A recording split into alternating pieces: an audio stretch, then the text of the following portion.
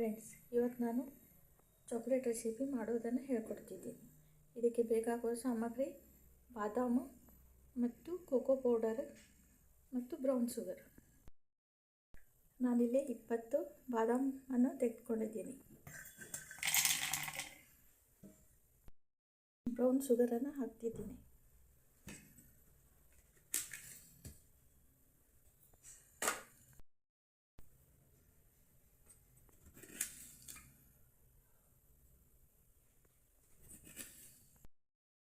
Brown ಶುಗರನ್ನು ಅಳತೆಗೆ ರುಚಿಗೆ ತಕ್ಕಷ್ಟು ಹಾಕೊಂಡ್ರೆ ಆಯಿತು. ಇದು ಬಾದಾಮ್ ಮತ್ತು ಕೋಕೋ ಪೌಡ್ರು, ಬ್ರೌನ್ ಶುಗರ್ 3 ಒಂದೇ ಅಳತೆಯಲ್ಲಿ ಇರಬೇಕು.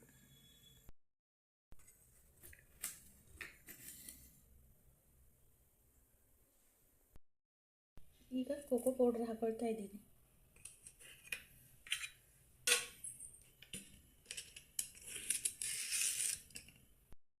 ಫ್ರೆಂಡ್ಸ್, ಈಗ ಇದು ಮಿಕ್ಸಿಯಲ್ಲಿ ಪೌಡ್ರ್ ಮಾಡ್ಕೊಂಡಿದ್ದೀನಿ. ಬಾದಾಮು, ಬ್ರೌನ್ ಶುಗರ್, ಕೋಕೋ ಪೌಡರ್ ಇದನ್ನು ಹಾಲಿನೆಲ್ಲ ಹಾಕಿ ಕುದಿಸ್ಬೇಕೀಗ.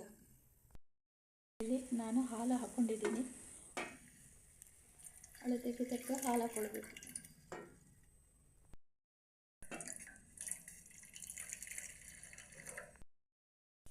ಹಾಲು ಬಿಸಿ ಆದ ನಂತರ ಇದಕ್ಕೆ ನಾವು ಪೌಡ್ರ್ ಮಾಡ್ಕೊಂಡಿರೋದನ್ನು ಹಾಕಬೇಕು.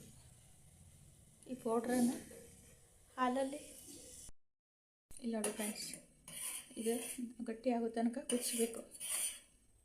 ಹಾಲಲ್ಲಿ ಈ ಪೌಡ್ರನ್ನ ಹಾಕ್ಕೊಂಡಿದ್ದೀನಿ. ಹಾಕ್ಕೊಂಡು ಇದು ದಪ್ಪ ಆಗೋ ತನಕ ಕುದಿಸ್ಬೇಕು. ಫ್ರೆಂಡ್ಸ್, ಹೀಗೆ ಕುದೀತಾ ಇರಬೇಕು. ಕುದಿದು ದಪ್ಪ ಆಗ್ತದೆ ಇದು. ಇದಕ್ಕೆ ಬಾದಾಮ್ ಪೌಡ್ರು, ಕೋಕೋ ಪೌಡ್ರು, ಮಿಲ್ಕ್ 3 ಸಾಮಗ್ರಿ ಆ್ಯಡ್ ಮಾಡಿರೋದು ಮತ್ತು ಬ್ರೌನ್ ಶುಗರ್. ಮನೆಯಲ್ಲಿರೋ ಸಾಮಗ್ರಿಯನ್ನೇ ಬಳಸ್ಕೊಂಡು ಹೊಸದಾಗಿ ಸ್ವೀಟನ್ನು ಮಾಡ್ತಿದ್ದೀನಿ, ಚಾಕ್ಲೇಟ್ ರೆಸಿಪಿ. ಇಲ್ಲಿ ನೋಡಿ ಫ್ರೆಂಡ್ಸ್, ಈಗ ಇದು ದಪ್ಪ ಆಗ್ತಾಯಿದೆ. ಚಾಕ್ಲೇಟ್ ಆಗ್ತಾಯಿದೆ, ಸ್ವಲ್ಪ ದಪ್ಪ ಆಗ್ತಾಯಿದೆ. ಇದನ್ನು ಒಂದು ಪ್ಲೇಟಲ್ಲಿ ಹಾಕಿ ಇಡಬೇಕು. ದಪ್ಪ ಆದಮೇಲೆ ಕಟ್ ಮಾಡಬೇಕು. ಇಲ್ಲಿ ಗಟ್ಟಿ ಆಗೋ ತನಕ ಇದೇ ರೀತಿ ಕುದಿಸ್ತಾ ಇರಬೇಕು. ಗಟ್ಟಿ ಆದ ನಂತರ ಇದನ್ನು ಪ್ಲೇಟಿಗೆ ಹಾಕಬೇಕು.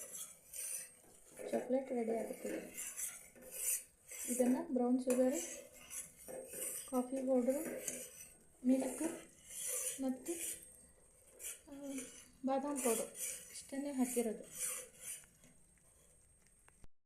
ಫ್ರೆಂಡ್ಸ್, ಗ್ಯಾಸ್ ಒಲೆಯನ್ನು ಆಫ್ ಮಾಡ್ಕೊಂಡಿದ್ದೀನಿ. ಇಷ್ಟು ದಪ್ಪ ಆಗಿದೆ. ಪ್ಲೇಟಲ್ಲಿ ಹಾಕಿದ ನಂತರ ಅರ್ಧ ತಾಸು ನಂತರ ಇದು ಗಟ್ಟಿ ಆಗುತ್ತೆ. ಈಗ ನಾನು ಈ ಸಿರಪನ್ನು ಪ್ಲೇಟಿಗೆ ಸುರಿದುಕೊಳ್ತಾ ಇದ್ದೀನಿ. ಇದು ಅರ್ಧ ತಾಸು ಬಿಟ್ಟ ನಂತರ ಇದು ಗಟ್ಟಿ ಆಗುತ್ತೆ. ಫ್ರೆಂಡ್ಸ್, ಈಗ ಚಾಕ್ಲೇಟ್ ರೆಡಿ ಆಗಿದೆ. ಇದು ಅರ್ಧ ತಾಸು ಬಿಟ್ಟ ನಂತರ ಗಟ್ಟಿ ಆಗುತ್ತೆ. ಇದನ್ನು ಶೇಪ್ ಆಕಾರದಲ್ಲಿ ಕಟ್ ಮಾಡಿಕೊಳ್ಬೇಕು. ನನ್ನ ಚಾನೆಲ್ ಇಷ್ಟ ಆದರೆ ಲೈಕ್ ಮಾಡಿ, ಸಬ್ಸ್ಕ್ರೈಬ್ ಮಾಡಿ. ಇದು ನನ್ನದೇ ಸ್ಟೈಲಲ್ಲಿ ಮಾಡಿರುವಂಥ ಚಾಕ್ಲೇಟ್ ರೆಸಿಪಿ.